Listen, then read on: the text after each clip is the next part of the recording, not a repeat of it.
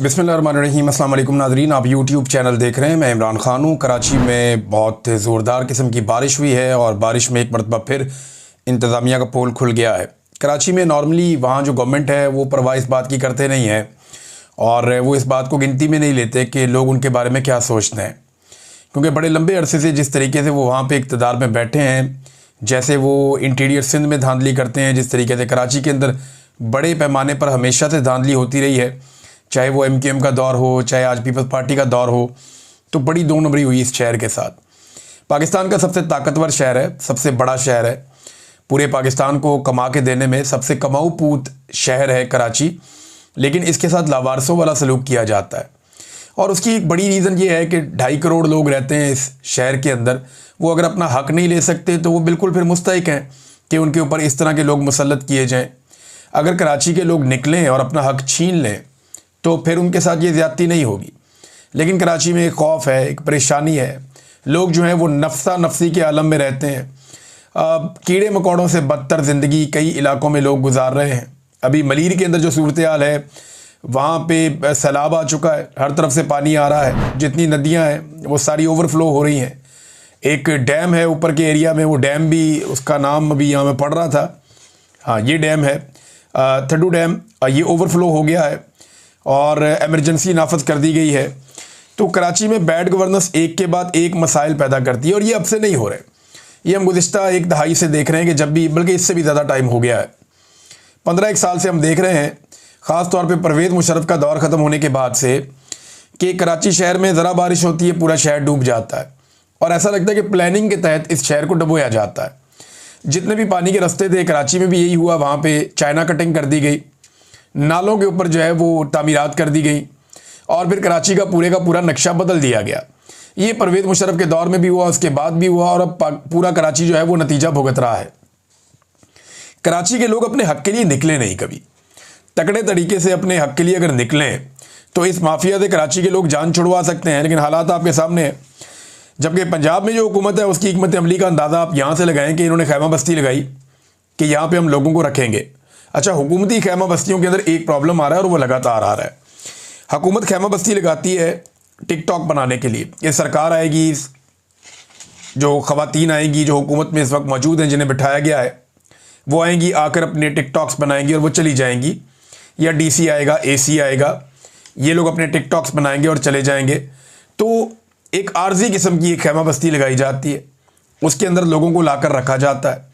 लेकिन जैसे ही वहाँ टिकटॉक मुकम्मल हो जाते हैं तो वहाँ खाना देना बंद कर देते हैं।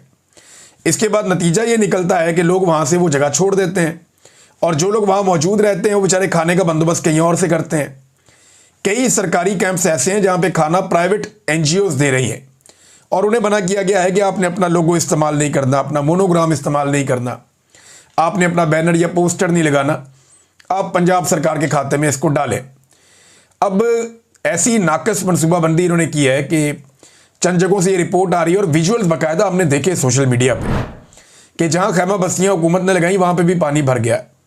यानी आप महफूज जगह पे, महफूज मकाम पे लगाते हैं ताकि ये एरिया महफूज रहेगा, लोगों को हम यहाँ पे लाकर रखेंगे, लेकिन वो एरिया भी जो है वो रहने के काबिल नहीं है। साइंसी बुनियादों पर जो इंतज़ामी फ़ैसले हैं वो करने की काबिलियत नहीं है मौजूदा इस्टेब्लिशमेंट में, जो ब्यूरोक्रेसी है उसमें। और हुकूमत तो बिल्कुल ही आपको पता है फारिग लोग हैं, नकम्मे लोग हैं, इनको लाके इक़्तिदार में बिठा दिया गया। इनके फरिश्तों को भी इस मरतबा उम्मीद नहीं थी कि इन्हें हुकूमत मिल सकती है, लेकिन हुकूमत में लाके इनको बिठा दिया गया। अब इस सैलाब के नतीजे में और उसके साथ आप प्लस कर लें ये बैड गवर्नेंस, इन दोनों चीज़ों को आप इकट्ठा करें तो महंगाई का एक तूफ़ान आ चुका है और एक बड़ा तूफ़ान महंगाई का आने वाला है। आटे की कीमत जो है वो दुगनी हो गई है ऑलमोस्ट। गंदम जो किसान बेच रहा था 2000 में, आज मेरे एक दोस्त बता रहे थे वो 4000 से भी ज़्यादा महंगी हो गई है और कुछ जगह पे 5000 रिपोर्ट हुई है। चले, मैं 5000 पे तो मुझे यकीन ही नहीं आया जो उन्होंने बात की, ये कंफर्मेशन मैं लूँगा, लेकिन उन्होंने कहा कि एक दिन पहले ये रेट था जनूबी पंजाब में कि गंदम 5000 रुपये मन भी बिकी है। अब अगर 4000 रुपये भी बिक रही है तो ये डबल कीमत में बिक रही है, तो रोटी भी महंगी होगी और होना शुरू हो गई है, आटा भी महंगा होगा जो होना शुरू हो गया है, डबल कीमत के करीब तो पहुंच रहा है। और उसके बाद आपकी जितनी भी सब्जियां हैं वो बहुत ज़्यादा महंगी हो गई। वजह यह है कि जहाँ जहाँ सब्जियाँ लगी थी ये बड़ी पेरिशेबल आइटम होती है। पेरिशेबल कहते हैं जो फौरी तौर पे ख़राब हो जाती है, गल सड़ जाती है। इसको ज़्यादा देर आप स्टोर नहीं कर सकते। सब्जियों को, टमाटरों को, बाकी चीज़ों को आप रखते हैं ना ऐसे, फलों को, तो ये थोड़ी दिन के बाद ख़राब हो जाते हैं।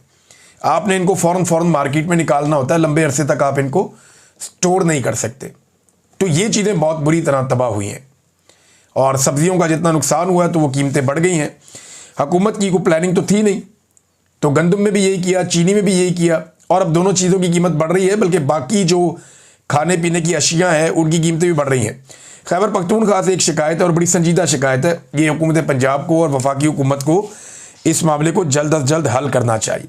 अव्वल तो ये जाली हुकूमतें हैं, लेकिन इन्हीं के पास जाली मैंडेट है ना, इन्हीं को लाकर बैठाया गया है। तो पंजाब से खैबर पख्तूनख्वा में आटे की सप्लाई बंद की गई है। खैबर पख्तूनख्वा में आटे की किल्लत हो रही है तो वहाँ पर भी कीमत बढ़ रही है। अब वो ये कहते हैं, खैबर पख्तूनख्वा के फजल इलाही साहब ये स्टेटमेंट दे रहे थे ऐवान में खड़े होकर कि हमें बिजली और गैस बंद कर देनी चाहिए अगर हमें आटे की सप्लाई ना की गई तो। देखिए होता क्या है, पंजाब में मैदानी इलाके हैं, यहाँ पे फसलें ज़्यादा होती हैं और जो दरियाओं का पानी है, जो ज़्यादा दरिया खैबर पख्तूनख्वा के इलाकों से आते हैं या कश्मीर के इलाकों से आते हैं, वो सारे मैदानी इलाकों में आते हैं। अब पानी ऊपर से नीचे आता है, यहाँ पे बहुत सारी फसलें होती हैं पंजाब में और सिंध में, लिहाजा जो ऊपर पहाड़ों पे रहने वाले लोग हैं वो ये उम्मीद करते हैं कि उन्हें गंदम की सप्लाई हो जाएगी, कुछ और चीज़ों की जो उन्हें ज़रूरत है मैदानी इलाकों की वो सप्लाई हो जाएगी।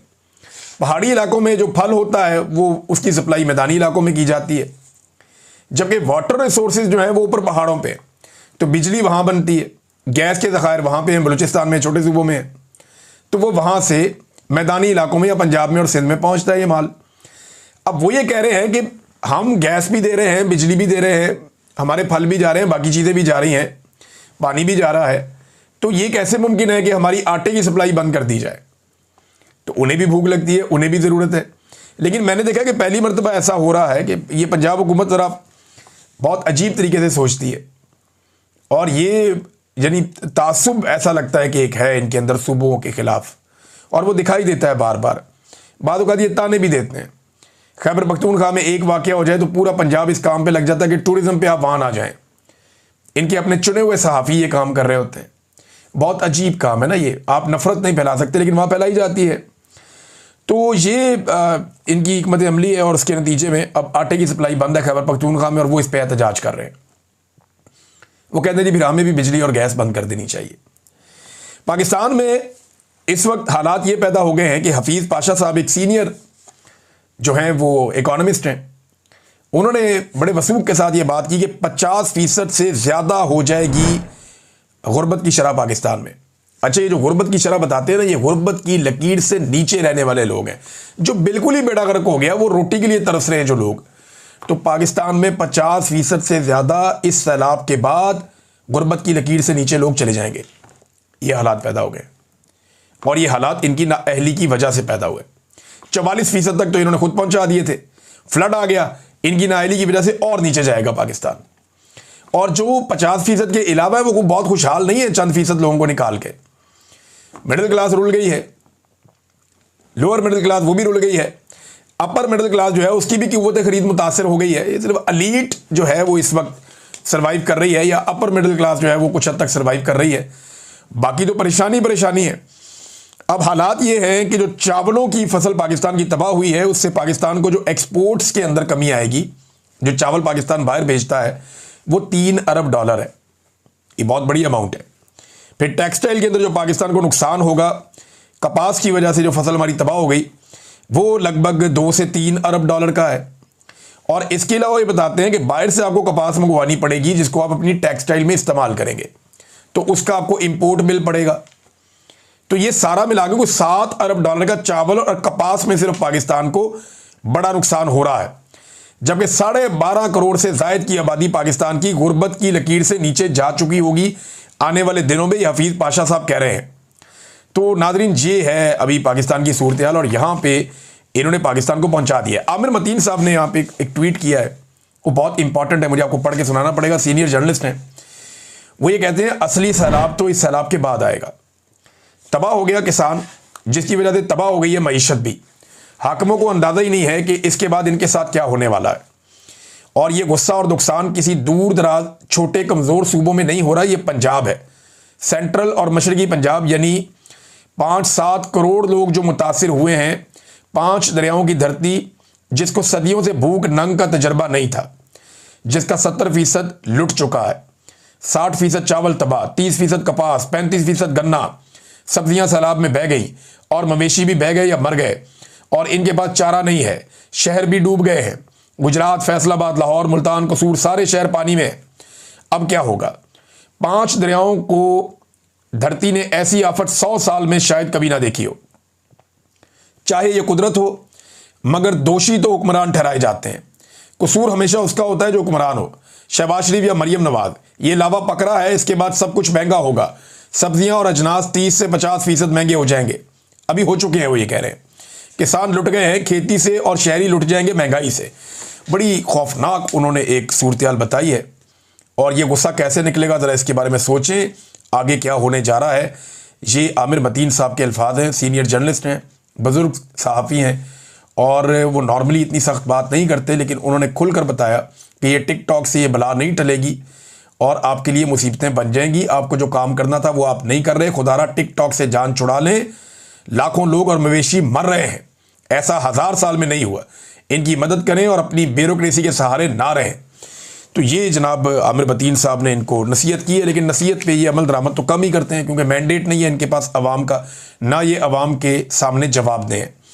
इमरान खान साहब ने जो ट्वीट किया वो मैं आपके सामने रखता हूँ जेल से, क्योंकि उनकी मुलाकात हुई उनके वकला के साथ। तो वो जो अंदर बातचीत इमरान खान साहब ने की वो बाहर आके रिपोर्ट हुई। अब क्योंकि इमरान खान की बहन नहीं मिली तो आसिम मुनीर का नाम आपको इस ट्वीट में नहीं मिलेगा, मैंने तो अभी नहीं देखा। दुनिया में निज़ाम हुकूमत की बुनियाद इखलाकियात पर होती है, ये इमरान खान साहब कहते हैं, जबकि पाकिस्तान का इखलाकी निज़ाम हर सतह पर मुकम्मल तबाह कर दिया गया है। जमहूरियत का हुस्न भी इखलाकियात है, लेकिन आसिम ला के तहत मौजूदा निज़ाम में इखलाकियात की पस्ती के तमाम रिकॉर्ड टूट चुके हैं। ये नाम आ गया जी आसिम मुनीर साहब का। कुरान पाक में बारहा अमर बिल मारूफ व नही अनिल मुनकर का हुक्म दिया गया है। इस हुक्म की पैरवी करते हुए पूरी कौम का फ़र्ज़ बनता है कि हक़ के साथ और बातिल के खिलाफ डट जाए। मौजूदा निज़ाम जुल्म और इखलाकी गिरावट की वजह जिस डगर पर चल निकला है, इसका खात्मा यकीनन इसी निज़ाम की तबाही पर ही होगा। कौम को पैगाम देना चाहता हूँ कि घबराना नहीं है, फतह आपकी ही होगी। अफ़गानिस्तान ना सिर्फ देरीना साथी है बल्कि बरादर इस्लामी मुल्क है। ऐसे में पूरी कौम और बिलखसूस खैबर पख्तूनख्वा हुकूमत का फ़र्ज़ बनता है कि मुश्किल की इस घड़ी में अफ़गानिस्तान के साथ इजहार यकजहती करें और जिस कदर मुमकिन हो उन्हें इमदाद फराहम करें। अली अमीन को एक मरतबा फिर से हदायत करता हूँ कि खैबर पख्तूनख्वा में अपने ही लोगों के खिलाफ जारी ऑपरेशन के खिलाफ खड़े हों। इस ऑपरेशन को हर हाल में रुकना चाहिए। तारीख से सबक सीखें। सिर्फ बैरूनी कुव्वतों की खुशनुदी के लिए अपने ही लोगों के खिलाफ फौजी ऑपरेशन से हालात बेहतर होने के बजाय मजीद बिगड़ेंगे। मौजूदा सैलाबी सूरत हाल में हमारे बिलियन ट्री मनसूबे की अहमियत और ज़रूरत का एक मरतबा फिर भरपूर अंदाज़ा हो रहा है। तहरीक इंसाफ ने मेरे विजन की रोशनी में बिलियन ट्री सुनामी का आगाज़ किया, जिसको Boris Johnson, world economic forum समेत आलमी सतह पर शानदार पजीराई मिली। खैबर पख्तूनख्वा हुकूमत को हदायत करता हूँ कि 10 बिलियन ट्री मुहिम पर असर नौ तवज्जो मरकूज़ करें। सोशल मीडिया भी इस ज़मन में आगाही मुहिम का आगाज़ करे ताकि दरख्त मौसमियाती तब्दीली के नतीजे में पैदा होने वाली तबाही के खिलाफ ढाल बन सकें। इमरान खान साहब के ट्वीट का दूसरा हिस्सा, तमाम मजहबी तालीमात, मुआशरती इक़दार और इखलाकी ज़ाब्तों के बरखिलाफ जिस तरह मेरी अहलिया पर जुल्म किया जा रहा है वो इंतहाई शर्मनाक है। इन पर यह जबर सिर्फ इसलिए किया जा रहा है ताकि मुझे तोड़ा जा सके, लेकिन मैं बुशरा बीबी को खसूसी खराज तहसीन पेश करता हूँ कि तमाम तर मसाइब और सऊबतें भी उनके अज़म को मुतज़लज़ल नहीं कर सकीं और वो मेरे साथ खड़ी हैं। पाकिस्तान की सियासी तारीख में इस कदर वफाशार खातून की मिसाल नहीं मिलती जो ऐसे जुल्म और जबर के बावजूद डट कर खड़ी हैं। और आखिरी इमरान खान साहब ने जो ट्वीट का हिस्सा है उन्होंने मुराद सईद के बारे में बात की है, बहुत इंपॉर्टेंट। मुराद सईद मेरे वफादार तरीन साथियों में से है और हकीकी आज़ादी की तहरीक का अहम तरीन हिस्सा था, है और रहेगा। इसके बारे में क़यास आराइयाँ बंद होनी चाहिए। वो मेरी हदायत पर ही अंडरग्राउंड है। मुझे बावसूख ज़राए से इतलात मिली थी कि उसकी जान को शदीद ख़तरात हैं। मुझे ये भी इतलात हैं कि इसको अगवा करके तशद्दुद का निशाना बनाकर मेरे खिलाफ बतौर गवाह इस्तेमाल करना चाहते हैं। उसने अंडरग्राउंड होने से पहले भी और बाद में भी हर मौका पर मेरी हदायत के मुताबिक हकीकी आज़ादी की तहरीक में फ़ाल किरदार अदा किया है। ये जनाब इमरान खान साहब ने बात की है मुराद सईद के बारे में। नाज़रीन, अमेरिका में एक डेवलपमेंट है और ये जो विल्सन साहब ने, जो अमेरिका के अंदर जो विल्सन है, ये आप सब इसको जानते हैं, ये रिप्रेजेंटेटिव है हाउस का, जो विल्सन अमेरिका में। और इसने भी ट्वीट किया है कि grateful to share this amendment was made in order by house rules committee this morning फी इमरान खान। तो वो कमेटी ने कम से कम उसकी अप्रूवल दे दी है। ये करने क्या जा रहे हैं कि जो भी मामला होंगे पाकिस्तानी और अमरीकी फ़ौज के बीच में, उनमें जो सियासी कैदी हैं उनके बारे में और इमरान खान साहब के बारे में बात ज़रूर की जाएगी। वो ये कह रहे हैं जी कि एक स्ट्रेटजी जो है वो दी जाएगी और ये बनाई जाएगी हिकमत अमली। और इसका लुब्बे लुबाब ये है कि अमेरिकन मिलिट्री टू मिलिट्री जो रिलेशन है पाकिस्तान के साथ, इन मामलात में और दीगर मामलात में इमरान खान का और जो पाकिस्तान में सियासी कैदियों का मामला है ये उठाया जाएगा। ये पाकिस्तान तहरीक इंसाफ की इसको एक कामयाबी के तौर पे आप ले सकते हैं, लेकिन अभी फ़र्क नहीं पड़ेगा। वजह यह है कि अमेरिका के साथ अभी मौजूदा हुकूमत और इस्टेब्लिशमेंट ने एक सोने, तांबे और रेयर अर्थ मिनरल का एक मुआहदा किया है जिससे वो बहुत खुश हैं। और डोनाल्ड ट्रंप फ़िलहाल पाकिस्तान के मौजूदा रजीम को अपने लिए फ़ायदेमंद समझता है। लेकिन याद रखिएगा, इन चीज़ों का इम्पैक्ट आता है, ये लगातार एक ख़तरे के तौर पे मौजूद रहती हैं। वक्त आने पर ये सर पे हथौड़ा बन जाती हैं और अरमानों पर बिजली बनकर गिरती हैं। ये हमने माजी में होता हुआ देखा है और ये अब भी किसी वक्त भी हो जाएगा। तो हुकूमत इससे बेखबर नहीं होगी और ना उन्हें ज़्यादा रिलैक्स रहना चाहिए। नाज़रीन, जो नेपाल में हुआ उसका पाकिस्तान के साथ अब मवाजना किया जा रहा है। 800 से ज़ायद अभी तक लोग गिरफ़्तार हुए हैं। फ़ौज गिरफ्तारियाँ भी कर रही है। आर्मी चीफ ने अपील की है कि मुज़ाकरात किए जाएँ और एहतजाज ख़त्म किया जाए। ख़बरें आ रही हैं कि वहाँ के आर्मी चीफ ने जो इक़्तिदार है वो संभाल लिया है। नेपालियों को जितना उन्होंने पहले ज़ोर लगाया वज़ीर आज़म को और बाकी काबीना को निकालने के लिए, उससे ज़्यादा ज़ोर लगाना चाहिए आर्मी चीफ को टकाने लगाने के लिए, इसको हटाने के लिए बीच में से। उसकी वजह यह है कि ये बंदा अगर वहाँ बैठ गया आके डिक्टेटर, तो नेपाली पहले से ज़्यादा तंग हो जाएंगे। उन्हें पाकिस्तान के तजर्बात से फ़ायदा उठाना चाहिए और उससे सीखना चाहिए कि डिक्टेटर आते तो ऐसे ही होते हैं कि जनाब हालात बहुत ख़राब है, मुल्क संभालने में आया हूँ, फिर ये टिक कर बैठ जाते हैं और फिर किसी को कुछ नहीं मिलता और अवाम भी रुल जाती है। एक साबिक वज़ीर आज़म है नेपाल का, उसकी बीवी राज लक्ष्मी चित्राकार, ये जनाब जल के जाँबाक हो गई है, मर गई ये भी। और उसकी वजह यह है कि मुजाहिरीन आग लगा रहे थे मुख्तलिफ बड़ी बड़ी इमारतों को, बड़े बड़े लोगों के घरों को। तो ये औरत अपने घर के अंदर मौजूद थी, एक साबिक वज़ीर आज़म की बीवी है, उस घर को आग लगी, ये वहाँ से बच नहीं सकी, ये वहाँ पे मर गई। आमिर मुगल साहब ने एक बड़ा इंटरेस्टिंग इसका मवाजना किया है। पाकिस्तान तहरीक इंसाफ के बड़े सरगर्म लीडर हैं। इन्होंने कहा जी कि पाकिस्तान की कुल आबादी 25 करोड़ है, जबकि कुल मुसल्ह फोर्सेस, फ़ौज और पुलिस वगैरह सारे मिला के, पहला मिलिट्री सब, इनकी तादाद 17 लाख है। यानी कि हर 147 अफराद के ऊपर एक एहलकार है। जबकि नेपाल की कुल आबादी 3 करोड़ है और उनकी जो मुसल्ह फोर्सेज हैं सारी मिला के लगभग 2.5 लाख हैं। यानी वहाँ पे 118 अफराद पर एक मुसल्ह एहलकार है। पाकिस्तान में 147 पर एक है और नेपाल में 118 पर एक है। इसके बावजूद आज नेपाल के दरो दीवार अवामी ताकत के आगे लर्जा हैं, क्योंकि वहाँ के नौजवान सोशल मीडिया के साथ साथ ग्राउंड पर भी उतनी ही मेहनत करता है और मार खाता है। पाकिस्तानी नौजवानों, इमरान खान तुम्हारी खातिर 72 साल की उम्र में मार खा रहा है, तुम कब निकलोगे, ये सवाल उठा है। बहुत सारे लोग कह रहे हैं जब तक पाकिस्तानी इस तरह नहीं निकलेंगे तब तक बात नहीं बनेगी। देखें, 4 मुल्कों में तो हमारे आसपास जो है वो दुर्गत बन गई हुक्मरानों की और जूतियां छोड़ के भागे सारे। श्रीलंका में, बांग्लादेश में, नेपाल में, अफगानिस्तान में, यहाँ तो हो गया मामला। अब मामला पाकिस्तान में कब होगा? देखें, माहौल तो पूरा तैयार है। मिलिट्री एस्टेब्लिशमेंट से लोग शदीद नफरत कर रहे हैं, साथ ही साथ लोग शदीद नफरत कर रहे हैं जो मौजूदा हुक्मरान इस वक्त मौजूद हैं, और हुक्मरानों ने लोगों की ऐसी तैसी फेरने में कोई कसर भी नहीं छोड़ी हुई। तो किस वक्त लोगों का पारा हाई हो जाए इसके बारे में हम कुछ कह नहीं सकते, लेकिन ये होना है अल्टीमेटली, क्योंकि जुल्म बहुत बढ़ गया है। अंदाजा करें जो लोग सिर्फ रिपोर्ट करते हैं उनके साथ क्या होता है। शाकिर एवान साहब, ये बड़े अच्छे जर्नलिस्ट हैं, बड़े शानदार जर्नलिस्ट हैं, कोर्ट रिपोर्टिंग करते हैं, सोशल इवेंट्स की रिपोर्टिंग करते हैं, पॉलिटिकल रिपोर्टिंग करते हैं, और इनका अपना एक अंदाज है बात करने का। तो शाकिर एवान साहब जो हैं उनके साथ जुल्म और बर्बरियत की जा रही है। पहले उन्हें नौकरी से निकलवाया गया, उन्हें 2 मरतबा अगवा किया गया, उन्हें बार बार जो है वो हरासा किया गया, और ज़हीम लगारी साहब के साथ भी यही हुआ, दीगर सहाफ़ियों के साथ, शेख आगा सरवर के साथ लाहौर में यही हुआ। अब उनके बैंक अकाउंट, शनाख्ती कार्ड, मोबाइल अकाउंट ये सारे ब्लॉक कर दिए गए। आप अंदाज़ा करें कैसा जालिम रजीम है ये, कि आप अगर हुक्मरानों की करप्शन को, बेईमानी को और 2 नंबरियों को एक्सपोज करेंगे तो इसके नतीजे में रोज़ी रोटी बंद कर दी जाएगी। और यही सारा कुछ इन बाकी मुल्कों में हो रहा था। फिर देखा ना अवाम ने कैसे लितरॉल की है। तो मुझे लगता है पाकिस्तान में भी एस्टेब्लिशमेंट और हुकूमत की इसी तरह की दुर्गत बनेगी जिस दिन अवाम खड़े हो जाएंगे, और एक दिन खड़े हो जाएंगे। इसमें देर सवेर हो सकती है, लेकिन अल्टीमेटली ये होना है। पाकिस्तान तहरीक इंसाफ के लीडरों को दोबारा सजाएं सुनाई जा रही हैं। शाह मोहम्मद कुरैशी साहब बरी हुए हैं। एक और जी आपके जज साहब के स्क्वाड की गाड़ी को आग लगा दी थी।